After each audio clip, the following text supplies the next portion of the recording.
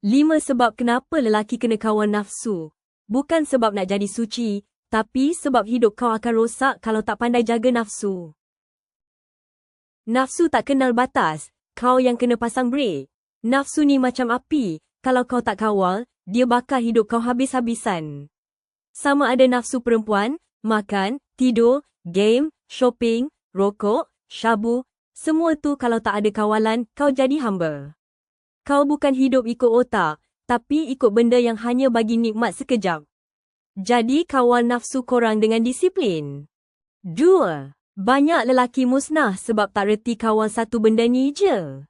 Kau tengok ramai yang jatuh. Hilang kerja, hilang rumah tangga, hilang maruah. Semua berpunca dari nafsu tak terkawal.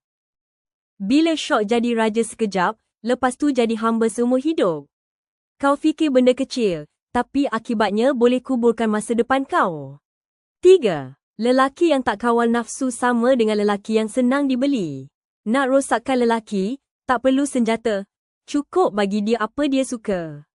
Bila kau lemah dengan nafsu, kau jadi alat. Orang senang kawal kau. Nak perempuan, kena jadi pencacai orang kaya. Nak barang branded, kena berhutang sampai tua. Lelaki sejati bukan hamba kehendak. 4. Kalau kau boleh kawal nafsu, kau boleh kawal apa saja.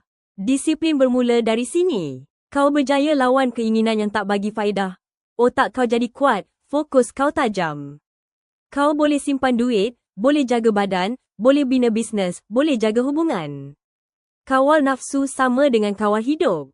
5. Nafsu puas hari ni, tapi menyesal seumur hidup. Lelaki yang fikir panjang tahu, nikmat hari ni tak berbaloi kalau bawa penyesalan esok. Nafsu suka cepat, tapi kesan dia lambat. Ramai dah masuk penjara, jatuh bankrupt, kena tinggal, kena buang kerja, semua sebab ikut nafsu tanpa fikir. Bijak bukan tahan diri selamanya, tapi tahu bila patut stop.